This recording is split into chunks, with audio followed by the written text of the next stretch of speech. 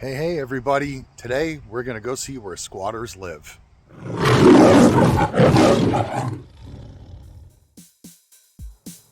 I think when a lot of us think of squatters, we think of a piece of garbage property that is not lived in. Nobody cares about it. But the reality is, squatters can strike anywhere. They can live anywhere. They can take over abandoned properties. They can take over properties from folks who go on vacation and come back and find their property has been inhabited by somebody they don't want there. And there's really not a whole lot that you can do legally other than go through the system because most times police won't help you. And especially if you're in a great neighborhood, they're definitely not going to help you. This is one here that we walked up on, and obviously you can see somebody's broken into the property, and I wasn't going to enter because I didn't have permission to enter. I stuck my head in there and kind of saw what I saw and what you see. And this is some of the surrounding area here. There are squatters here for sure in this particular town, which is called Somerset, Pennsylvania.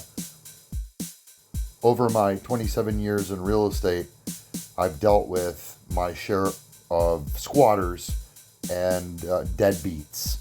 We call them professional tenants, and sometimes you qualify them, and there's nothing you can really do other than qualify them, do a background check, and you can't prevent a squatter from, well, a tenant that becomes a squatter, really.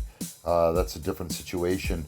You can't really prevent that situation from happening when you do a credit and a background check and they use maybe somebody else's name or phone number. And I've encountered squatters who live like kings and queens, and then there are others who live like this, and they live in hotels, and they live in abandoned places, abandoned vehicles, and garages, and even restaurants and bigger establishments like that, big houses like this even.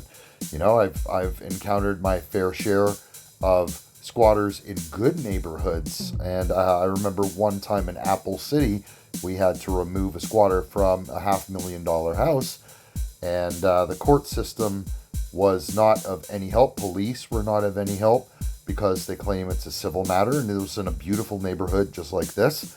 And it was the owners of the property refusing to move after the sale.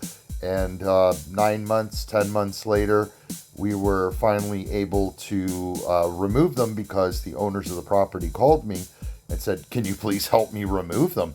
I've tried everything diplomatically, and you know, it's a beautiful house, and we went in and we took over the property, and we were able to remove, very diplomatically actually, remove the squatter themselves, and we were able to take the property back and re-rent it, and then a couple of years later those folks ended up owner financing it, and we were rid of the squatters obviously, but the owners of the property were so far away. They were in California and this was in Pennsylvania. They really had no chance to talk face to face, and it doesn't always go down like that where it's that easy where you could talk to the tenant or the squatter and remove them.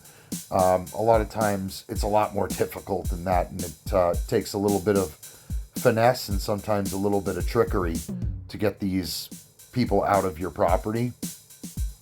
And if you're going the legal route, you better be prepared to spend at least a few grand. Thanks for watching, guys. Have the rest of your day. CJ Goes Unleashed.